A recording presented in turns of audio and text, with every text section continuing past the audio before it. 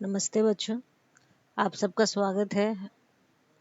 आज हम स्टार्ट करने वाले हैं अपने केमिस्ट्री का नेक्स्ट चैप्टर, जो कि एसे 1 में आने वाला है। वो है चैप्टर 19 पॉल्यूशन ऑफ एयर। हमें नेक्स्ट यही पढ़ना है हमारे सिलेबस में। नेक्स्ट चैप्टर जो हमारे एसे 1 में आने वाला है, 3 चैप्टर्स हमारे एसे 1 में आएंगे। पहला हम लोगों ने पढ़ लिया है, अभी जस्ट पढ़ा है, जो कि था चैप्टर 6 सोर्सेज ऑफ एनर्जी। उसके बाद हमारा जो आएगा वो है चैप्टर 7 कंबशन। अब हम लोगों को पढ़ना है chapter 19 pollution of air. So pollution of air chapter जो है, नॉर्मली सुना सुना सा लगता है। पोल्यूशन नाम भी सुना हुआ है। एयर, क्योंकि हमारे इर्द गिर्द ही चारों तरफ एयर मौजूद है, तो हमें पता है कि पोल्यूशन ऑफ एयर में क्या क्या चीज़ें उससे रिलेटेड है और कौन कौन सी चीज़ें हमें पढ़ने को आएंगी आगे। इसमें हमें पॉल्यूटेंट्स, अलग अलग पॉल्यूटेंट्स के बारे में पढ़ना है। वो पॉल्यूटेंट केमिकल हो सकते हैं, और भी जो चीज़ें हमारे एयर को गंदी करती है, या फिर जिसके वजह से, जिसके क्रिएट होने की वजह से हवा जो गंदा हो रहा है, इन सारी चीज़ों के बारे में पढ़ेंगे कि ये फॉर्म कैसे होता है, उसके हार्मफुल इफ़ेक्ट्स क्या क्या हैं, और भी उससे रिलेटेड नेगेटिव चीज़ें जो फर्दर हमारे इन्वायरमेंट को हार्म कर सकती है या डेंजर कर सकती है, उन सारी चीज़ों के बारे में हमें इसमें पढ़ना है।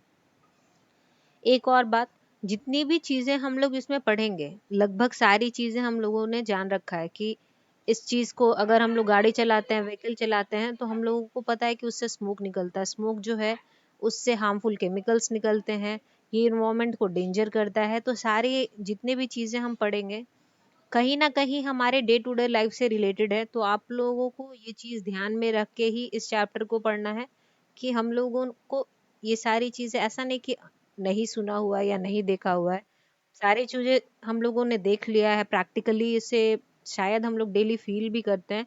तो हम लोग ऐसा कोशिश करेंगे कि ये चैप्टर हम लोग जब पढ़ेंगे, तो चीज़ें हमें ऐसा ना लगे कि हम लोग साइंस पढ़ रहे हैं, हम लोग ऐसा लगे कि हम लोग जस्ट एक कहानी पढ़ रहे हैं, और उस कहानी में क्या क्या चीज़ें आ सकती है या क्या क्या आएंगी, इन सारी चीज़ों को हम देखेंगे। तो स्टार्ट करते हैं हम लोग। सबसे पहला हमें पढ़ना है कि पोल्यूशन बोलते किसको है। तो देखते हैं पोल्यूशन शब्द कहाँ से आया। Pollution is derived from a Latin word. जितनी भी हमारे इंग्लिश में शब्द हैं, वो लैटिन इंग्लिश से लिए गए हैं। तो लैटिन वर्ड पोलोटिनेनियम मीन्स टू मेक डर्टी। तो मतलब पोल्यूशन का मतलब भी होता है कि वैसे चीज जो कहीं भी, वेदर वो सॉइल पोल्यूशन हो, वेदर वो वाटर पोल्यूशन हो, वेदर वो एयर पोल्यूशन हो, पोल्यूशन मतलब भी होता है कि जिस भी चीज में ये हो रहा है उस चीज को गंदा कर देना। तो पोल्यूशन का मतलब होता है टू मेक डर्टी। ठीक। अब पोल्यूशन होता किसके मदद से है? पॉल्यूटेंट्स के मदद से। ओके स्टूडेंट्स, अब हम लोग जानेंगे नेक्स्ट टॉपिक पॉल्यूटेंट के बारे में। पॉल्यूटेंट बोलते किसको हैं? Substances which is present in greater proportion in the environment than its natural abundance and thus causes harmful effects. Pollutant कभी भी ऐसा नहीं होता कि बहुत ज्यादा कोई चीज जो नेचर में एक सीमित मात्रा में ही रहना चाहिए। लाइक हम लोग बोलते हैं कार्बन डाइऑक्साइड को लेके चलते हैं, ऐसा नहीं कि कार्बन डाइऑक्साइड हमारे एनवायरनमेंट में जरूरी नहीं है, जरूरी है, लेकिन एक सीमित मात्रा में, एक परफेक्ट क्वांटिटी में। अगर उससे ज्यादा कोई चीज हो जाता है तो वो क्या हो जाता है? हमारे लिए पॉल्यूटेंट बन जाता है। In the same way environment में भी अगर कोई सब्सटेंस का प्रोपोर्शन ठीक ठाक अमाउंट में है तो वो हमारे लिए यूजफुल, या फिर हम लोग बोल सकते हैं हेल्पफुल है। लेकिन अगर किसी भी चीज का जो रेशियो है वो बहुत ज्यादा बढ़ जाए, किसी भी चीज का, तो वो हमारे लिए क्या हो जाता है? पॉल्यूटेंट्स का काम करने लगता है। और किसी भी चीज का ज्यादा हो जाना, वो कहीं ना कहीं हमारे लिए क्या है? हार्मफुल हो जाता है। तो इस वजह से हमें ये चीज समझना होगा या नोट करना पड़ेगा कि पॉल्यूटेंट जो होता है वो कुछ बाहर से आया हुआ चीज नहीं होता। अगर हम एग्जांपल लेके समझें, तो हमारा एक बॉडी है, हमारे बॉडी में हर चीज, चाहे वो फैट्स हो, चाहे वो मिनरल्स हो, चाहे वो आयरन हो, कैल्शियम हो, हर चीज का एक परफेक्ट अमाउंट बहुत जरूरी है। अगर कोई भी चीज बढ़ जाए या घट जाए, तो हमारे बॉडी में वो क्या करता है? कुछ ना कुछ दिक्कत करने लग जाता है, जिससे हमें कोई ना कोई डिजीज से सफर करना पड़ता है। In the same way BP, आप सबने सुना होगा, जिसे हम ब्लड प्रेशर बोलते हैं। एक बार सेट है कि इससे इतना से इतना के बीच अगर प्रेशर हो तो हमारा बॉडी जो है परफेक्टली काम करता है। लेकिन अगर प्रेशर उस बार लाइन से ज्यादा डाउन हो या उस बार लाइन से ज़्यादा हाई हो, तो क्या होता है, वो हमारे बॉडी के लिए हार्मफुल हो जाता है और वो कभी कभी डेथ का कारण भी बन जाता है। हम एक सिंपल सा ब्लड प्रेशर के कारण मर भी सकते हैं। तो इस वजह से पॉल्यूटेंट भी इन द सेम वे है कि एक परफेक्ट अमाउंट में रहे तो वो ठीक काम कर रहा है इन्वायरमेंट के लिए, लेकिन अगर उसका अमाउंट बहुत ज़्यादा घट भी गया तब भी दिक्कत है, और बहुत ज़्यादा बढ़ गया तो वो हमारे लिए या हमारे इन्वायरमेंट के लिए क्या हो जाता है, हार्मफुल हो जाता है। तो पॉल्यूटेंट वैसे सब्सटेंस हैं जिनका प्रोपोर्शन जो है इन्वायरमेंट में बढ़ जाता है उसके नेचुरल, मतलब जितना होना चाहिए उससे ज़्यादा, और उससे क्या होता है, हार्मफुल इफेक्ट्स काउज होते हैं। अब हम लोग जानेंगे, चूंकि ये चैप्टर ये पॉल्यूशन और पॉल्यूटेंट हम लोग पढ़ लिए बेसिकली, जो ऑल टुगेदर डिफिनेशन में आता है, लेकिन हमें पढ़ना किस बारे में है। पोल्यूशन बहुत तरीके का होता है, एयर का होता है, वाटर का होता है, सॉइल का होता है, और ये बहुत सारी चीज़ें का होता है, लेकिन हमें इस चैप्टर में एयर पोल्यूशन के बारे में ही पढ़ना है। तो हम जानेंगे एयर पोल्यूशन किसे कहते हैं। Let's see air pollution. So, air pollution, contamination of air by unwanted substances having harmful effects on both on the living and non-living things. Contamination मतलब किसी चीज का खराब हो जाना। यहाँ पे कौन सा चीज खराब हो रहा है, एयर। किससे खराब हो रहा है, अनवांटेड सब्सटेंसेस से। अनवांटेड मतलब वैसी चीजें जो जरूरी नहीं है। हैविंग हार्मफुल इफेक्ट्स, और वैसी चीजें जरूरी नहीं है, क्यों, क्योंकि उसका हार्मफुल इफेक्ट होता है किस पे, बोथ लिविंग पे भी और नॉन लिविंग थिंग्स पे भी। Non living in the way soil हम लोग बोल सकते हैं नॉन लिविंग है, लेकिन इसका हार्मफुल इफेक्ट जो होता है किसी भी चीज सॉइल को क्या कर देता है, पोल्यूट कर देता है। तो इसे ही हम बोलते हैं एयर पोल्यूशन। तो एक बार फिर से हम लोग डेफिनेशन देख लेते हैं। कॉन्टामिनेशन ऑफ एयर, एयर का खराब होना किससे, बाय अनवांटेड सब्सटेंसेस, वैसी चीजें जो जरूरी नहीं है। हैविंग हार्मफुल इफेक्ट्स, जिसका खराब इफेक्ट होता है both living and non living things, दोनों लिविंग थिंग्स पे भी और नॉन लिविंग थिंग्स पे भी। इसे हम क्या कहते हैं, एयर पोल्यूशन। एयर का गंदा हो जाना वैसी चीजों से जो उसके लिए अनवांटेड है, जरूरी नहीं है, और जिसका असर बोथ लिविंग पे भी पड़ता है और नॉन लिविंग पे भी पड़ता है। अब देख लेते हैं कि ये जो एयर पोल्यूशन हो रहा है इसके काउजेस क्या क्या हैं, ऐसे कौन से कारण हैं जिसकी वजह से एयर पोल्यूशन होता है। तो सबसे पहला है excessive burning of fossil fuels. Fossil fuels के बारे में हम लोग पढ़ चुके हैं, इनका बहुत अधिक मात्रा में जलना। कौन से फॉसिल फ्यूल्स, लाइक कोल, कोयले का, केरोसिन, पेट्रोल और डीजल, और भी बहुत सारी चीजें हैं।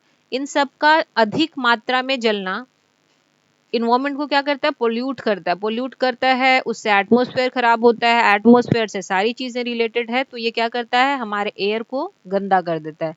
सेकंड है smoke from factories and vehicles. ये जो फॉसिल फ्यूल्स यूज हो रहे हैं ये कहीं ना कहीं फैक्ट्रीज में या व्हीकल्स में ही यूज हो रहे हैं, तो इनसे जो धुआं निकल रहा है ये भी इन्वायरमेंट या एयर पोल्यूशन का एक कारण है। तीसरा है use of certain substances like chlorofluorocarbons. Fridge, refrigerator वगैरह में क्लोरोफ्लोरोकार्बन यूज होता है, तो इनका यूज भी क्या है, एयर पोल्यूशन का एक कारण है। तो ये सारी चीजें, ये तीनों रीजंस जो हैं, काउजेज हैं एयर पोल्यूशन को होने का। इससे भी ज्यादा रीजंस हैं, हमें तीन तीन देखना है, तो इस वजह से आपको तीन रीजंस आपके लिए सफिशिएंट है। अब हम लोग नेक्स्ट टॉपिक देखते हैं।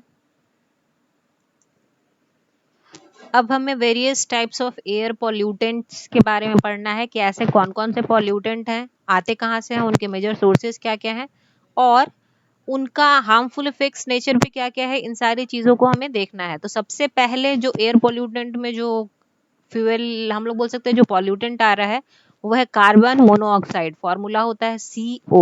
कार्बन मोनो मतलब एक और ऑक्साइड मतलब ऑक्सीजन, तो कार्बन मोनोऑक्साइड। देखते हैं कार्बन मोनोऑक्साइड आता कहाँ से है।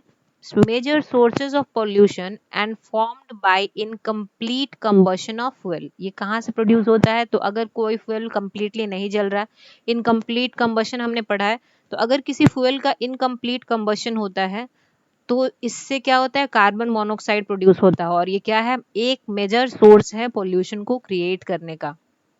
हार्मफुल इफेक्ट्स इसके देख लेते हैं। CO मतलब कार्बन मोनोऑक्साइड व्हेन इनहेल्ड, जब उसे हम अपने साथ ऑक्सीजन के साथ उसे अंदर ले लेते हैं, passes through the lungs into the blood and combine with hemoglobin to form carboxyhemoglobin। हमें पता है ऑक्सीजन का क्या काम है हमारे बॉडी के लिए, ये मुझे आपको बताने का जरूरत नहीं है। तो वो ऑक्सीजन के साथ कार्बन मोनोऑक्साइड क्या होता है, हमारे बॉडी में जो ब्लड ट्रैवल कर रहा है उसके साथ कंबाइन कर जाता है, और उसे जो हमारा ब्लड है उसे खराब करके ये कार्बोक्सी हेमोग्लोबिन बनाने का काम करता है, विच is unable to transport oxygen to various parts of the body, causes suffocation and ultimately death। जिससे ये कार्बोक्सी हेमोग्लोबिन के फॉर्मेशन से क्या दिक्कत है, तो ये क्या करता है कि ऑक्सीजन को बॉडी के हर पार्ट तक नहीं पहुंचने देता, जिससे क्या होता है कि दम घुटने की शिकायत आती है कि हमें पर्याप्त मात्रा में ऑक्सीजन नहीं मिल रहा है। अब ऑक्सीजन पहुंचेगा नहीं तो मिलेगा कहाँ से, और अगर ऑक्सीजन नहीं मिलेगा तो हमें क्या हो जाएगा, हमारा जान 2 मिनट से ज़्यादा तो हम बिना ऑक्सीजन के रह नहीं सकते, तो अल्टीमेटली हमें क्या होता है, हमारा डेथ हो जाता है। तो ये बहुत बड़ा एक दिक्कत है कार्बन मोनोऑक्साइड का, कि वो ब्लड के साथ कंबाइन करके कार्बोक्सी हेमोग्लोबिन का फॉर्मेशन करता है, जो कि ब्लड में खून जो ऑक्सीजन प्रेजेंट है उसे सारे बॉडी पार्ट तक नहीं पहुंचने देता, जिससे सफोकेशन और डेथ जैसी चीजें होती है। सेकंड है, high concentration of carbon monoxide in air affects the growth of plants causing leaf drop. बहुत ज़्यादा मात्रा में अगर कार्बन मोनोऑक्साइड हमारे इन्वायरमेंट में प्रेजेंट हो गया तो उससे क्या होता है, प्लांट का ग्रोथ, जो प्रॉपर फंक्शनिंग होता है प्लांट का, ग्रोथ होता है प्लांट का, वो रुक जाता है। जिससे क्या होता है, पत्ते जो अगर प्लांट अच्छे से ग्रो नहीं कर पा रहा है तो उसके पत्ते अच्छे से नहीं रह पाते, और वो क्या करते हैं, सूखने लगते हैं, और वो पत्ते क्या होते हैं, झड़ने लग जाते हैं। तो कहीं ना कहीं ये इफेक्ट कर रहा है ह्यूमन बींग्स को भी और प्लांट्स को भी, इन द अलग अलग फॉर्म्स में। प्लांट्स को वो प्रॉपर तरीके से ग्रो नहीं करने देता, और इंसानों में वो क्या होता है, सांस लेने में दिक्कत करता है, जिससे अल्टीमेटली हमारे डेथ हो जाती है हमारी। नेक्स्ट हम लोग पॉल्यूटेंट देखते हैं। नेक्स्ट पॉल्यूशन है हमारा नाइट्रोजन डाइऑक्साइड। फॉर्मूला होता है उसका NO2। नाइट्रोजन N, डाई मतलब दो, और ऑक्साइड मतलब ऑक्सीजन, मोनो मतलब एक, डाई मतलब दो।